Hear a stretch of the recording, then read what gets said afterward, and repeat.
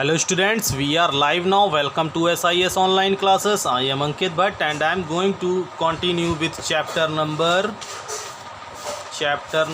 I think 6. Okay, combustion and flames. Okay. So students, I have to discuss working of fire extinguishers. Okay, in last class, and today I will start fuel. Okay, so what is a fuel? Substances which are the source of heat energy. Okay, substances which are the sources of heat energy for domestic and industrial purpose are called fuels. Okay, substances जो source होते हैं heat energy के, जो heat को produce करते हैं for domestic purpose और industrial both purposes, okay, are called fuel. Okay, wood, charcoal, petrol, LPG, CNG and kerosene are the examples of the fuels. Fuels are essential for cooking, generations of electricity and in automobiles. Okay, fuels are essential for cooking, generating of electricity and in automobiles. Most of energy requirements are met by fossil fuels. Most of our energy requirements are met by fossil fuels. Okay, so most of जो हमारी सबसे ज़्यादा जो energy की requirements होती है वो किससे पूरी की किससे होती है? फॉसिल फ्यूल से. Okay, however since they are non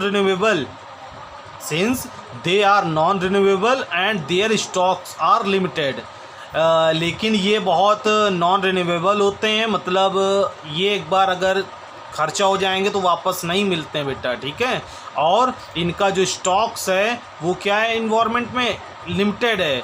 alternative source of energy like biogas and solar energy are also considered. Okay, और इसकी प्लेस पे कभी कभार हम क्या यूज़ करते हैं? बायोगैस और सोलर एनर्जी का अल्टरनेट सोर्स ऑफ एनर्जी के रूप में, ठीक है. Fuels are divided into 3 categories on the basic of their physical states. Fuels जो है 3 कैटेगरीज में डिवाइड है उनकी फिजिकल स्टेट्स के अकॉर्डिंग. फर्स्ट है सॉलिड फ्यूल्स, सेकंड है लिक्विड फ्यूल्स एंड थर्ड है gaseous fuel. Okay, so solid fuels are exist in a solid state at room temperature. Fuels that are exist in a solid state at room temperature are known as solid fuels. Examples: wood, charcoal, coke, cow dung, etc.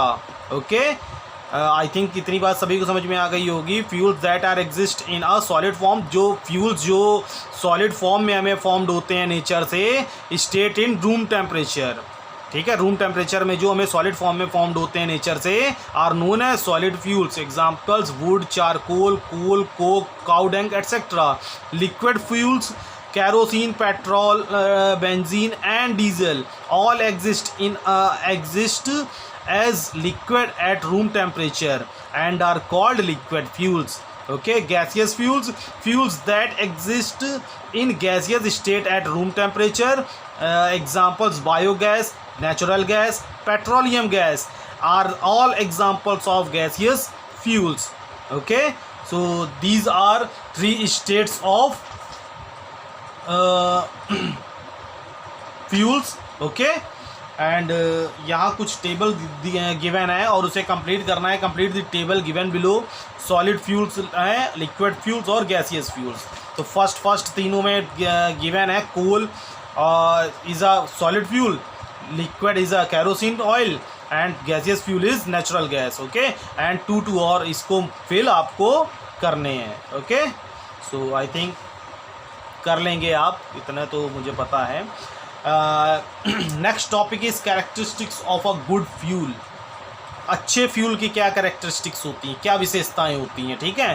So it should have low cost, ये low cost का होगा. It should be readily available, ये बहुत जल्दी हमको क्या होगा? Available हो जाएगा, ठीक है, ढूंढने की ज़्यादा ज़रूरत नहीं है. It should be easy to store and transport, इसको हम स्टोर कहीं कर सकते हैं और आसानी से ट्रांसपोर्ट भी कर लें, ठीक है। It should have high calorific value, okay, उसकी बहुत हाई कैलोरीफिक वैल्यू होनी चाहिए। The fuel should be safe to handle, store and transport, जो फ्यूल्स है उसको आराम से हम सेफली हैंडल कर लें, स्टोर कर लें एंड ट्रांसपोर्ट कर लें, ठीक है, आसानी से मतलब हैंडल कर लें इन तीनों कामों में, ठीक। कैलोरीफिक वैल्यू और heating value of a fuel, calorific value को हीटिंग वैल्यू बोला जाता है फ्यूल का, ओके। मतलब कैलोरीफिक वैल्यू ऐसा होता है कि कम क्वांटिटी मोर एनर्जी, ठीक है, क्वांटिटी फ्यूल्स की कम हो, ठीक है, और वो हमें जो रिजल्ट में मोर एनर्जी फॉर्म्ड करें, ठीक है, तो ऐसी स्टोर्ड एनर्जी को कैलोरीफिक वैल्यू बोला जाता है, ठीक है। The amount of heat energy produced on complete combustion of 1 kg of a fuel is called its calorific value. किसी भी 1 ग्राम ऑफ फ्यूल्स को अगर बर्न कराएं और जितनी अमाउंट में उसमें हीट एनर्जी प्रोड्यूस्ड होगी वो क्या बोली जाएगी, calorific value. It is expressed in kJ/g, kilogram पर ग्राम, सॉरी किलोजूल पर ग्राम, ओके, ये इसकी यूनिट होती है कैलोरीफिक वैल्यू की। Different fuels have different calorific values, जो डिफरेंट फ्यूल्स होंगे, अलग अलग फ्यूल्स होंगे, उनकी कैलोरीफिक वैल्यूज़ भी क्या होंगी, डिफरेंट होंगी। Higher the calorific value of a fuel better is the fuel, okay, जितनी ज़्यादा कैलोरीफिक वैल्यू होगी फ्यूल की उतना अच्छा वो फ्यूल होगा। Since it liberates greater amount of heat, ठीक है, और वो ग्रेटर अमाउंट ऑफ हीट को लिबरेट करे, मतलब अपने बर्न कराने पे निकाले, ठीक है। व्हेन बर्न्ड, जब उसे बर्न कराया जाए तो वो ज़्यादा से ज़्यादा अमाउंट ऑफ हीट को लिबरेट करे, ठीक है। Hydrogen has the highest calorific value, hydrogen सबसे ज़्यादा कैलोरीफिक वैल्यू वाला वो होता है fuels, and is considered the best fuel, और उसको बेस्ट फ्यूल्स में ही कंसिडर्ड किया जाता है। However it is difficult to use, लेकिन इसका यूज़ क्या होता है, बहुत डिफ़िकल्ट होता है। The following table shows the calorific value of some fuels, ये कुछ फ्यूल्स की कैलोरीफिक वैल्यू दी गई है, बहुत इंपॉर्टेंट टेबल है, तो इसको आप तैयार कर लें, बहुत ज़्यादा नहीं तो hydrogen, LPG, cow dung, biogas, kerosene, coal, methane बहुत इंपॉर्टेंट है, बहुत ही सभी बच्चे हैं बेटा, सभी को कर लो, ऑल इंपॉर्टेंट है, okay. So calculation of calorific value of fuel, calculations of calorific value of fuels, कि कैसे कैलोरीफिक वैल्यू किसी फ्यूल की कैलकुलेट की जाती है। On completing combustion of 6 kg of a fuel, the heat produced was measured to be 3,60,000 kilojoule, okay. 6 kg of fuels को complete combustion मतलब total उसको कंब्यूजन करा के जितनी उसमें हीट प्रोड्यूस हुई है was measure to be 3,60,000 kg, kilojoule produce होगी। Calculate the calorific value of the fuel, और यही उसकी कैलोरीफिक वैल्यू को कैसे फ्यूल को काउंट करेंगे। So solution, the total amount of fuel is 6 kg, heat produced by burning the given mass of fuel 3,60,000 kilojoule. So calorific value of fuel is equals to heat produced in kg upon total mass of burnt. तो heat produced of in kg कितनी हुई है 3,60,000 and total mass is 6 kg. So final answer is 60,000 kilojoule पर kilogram. Okay, सो देखिए calorific value को measure करने के लिए किलोग्राम पर केजी, ठीक है, किलो जूल पर किलोग्राम, इसकी क्या होती है, यूनिट होती है। ओके, मेज़र करने के लिए। तो ये कैलकुलेशंस बताई गई है किसी कैसे कैलोरीफिक वैल्यू ऑफ फ्यूल को फॉर्म्ड किया जाता है, फाइंड किया जाता है। बहुत इंपॉर्टेंट है, इससे रिलेटेड हम 1-2 क्वेश्चंस आपसे पूछेंगे। हार्मफुल इफेक्ट्स ऑफ कंब्यूजन, ठीक है। कंब्यूजन के हार्मफुल इफेक्ट्स क्या क्या होते हैं, लास्ट है बिल्कुल topic. Harmful effects of the combustion. So carbon fuels like wood, coal and petroleum release unburned carbon particles in the environment. Carbon fuels like wood, coal and petroleum release unburnt carbon particles in the environment.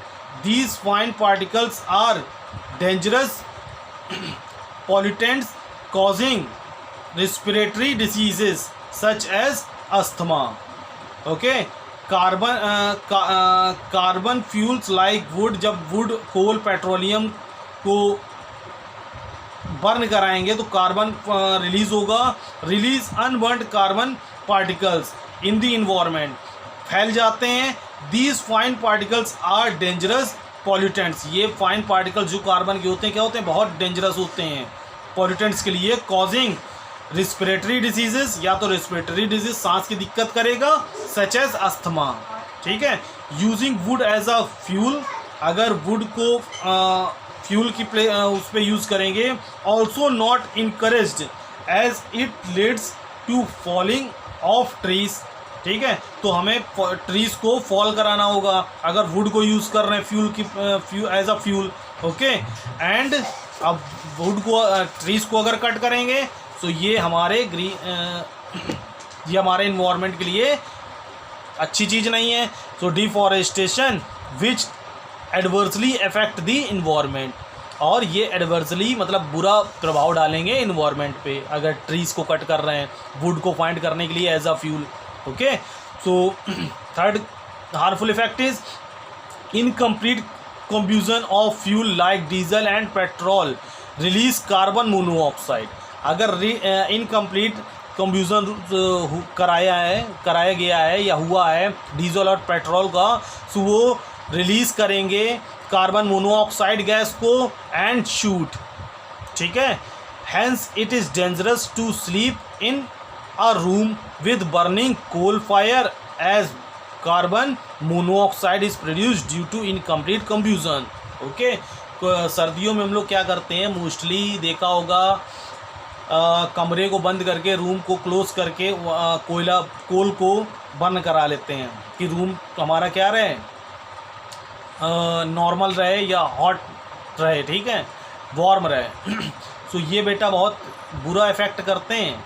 कभी ऐसा मत करना कि room को close करके, door window सब close करके और आप कोल को बर्न कराएं, ठीक है, क्योंकि कोल को बर्न कराने पे कार्बन मोनोऑक्साइड गैस प्रोड्यूस होगी, और कार्बन मोनोऑक्साइड गैस हमारी बॉडी के लिए, हमारे रिलीज सिस्टम के लिए कोई बहुत अच्छी चीज़ नहीं होती है, ठीक है। So incomplete combustions of fuel like diesel and petrol release carbon monoxide gas and shoot. Hence it is dangerous to sleep in a room with burning coal fire as carbon monoxide is produced due to incomplete combustion.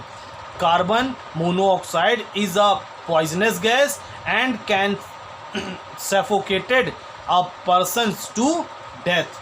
Okay, हमारे room पे ये सफोकेशंस हो जाएगा और इससे persons की death भी हो सकती है, ठीक है।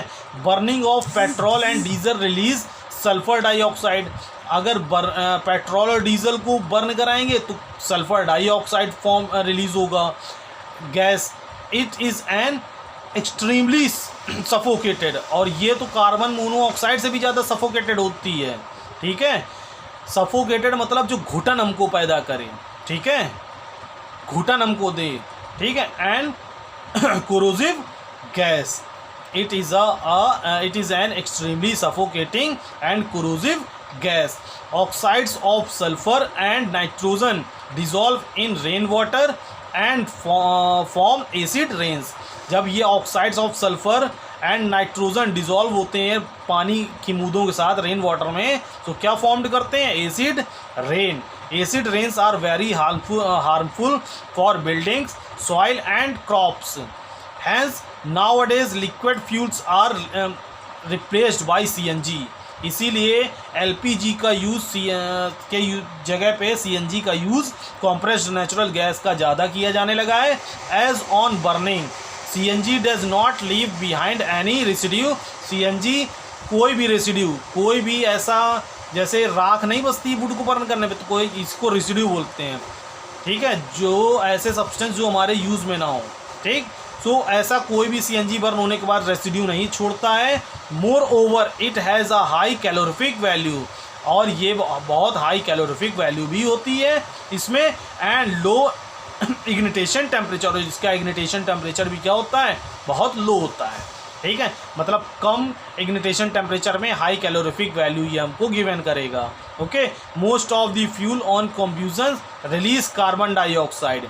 मोस्टली जो फ्यूल्स होते हैं वो उनको बर्न कराने पे, कम्ब्यूजन कराने पे वो कार्बन डाइऑक्साइड ही रिलीज़ करेंगे, वाटर एंड हीट को रिलीज़ करेंगे। ओके, इन तीन चीज़ों को जरूर रिलीज़ करेंगे। Increase concentrations of carbon dioxide, इससे कार्बन डाइऑक्साइड का कॉन्सेंट्रेशन इंक्रीज हो जाएगा। In the air causes global warming, और ये ग्लोबल वार्मिंग को कॉज करेंगे। ओके, सो आज के लिए यही वीडियो स्टॉप करते हैं। सो बाय, टेक केयर, और कल इसकी एक्सरसाइज को डिस्कस करेंगे। हाफ ईयरली बहुत पास में है, सो अपना रिवीजन भी स्टार्ट कर दें। Okay, bye.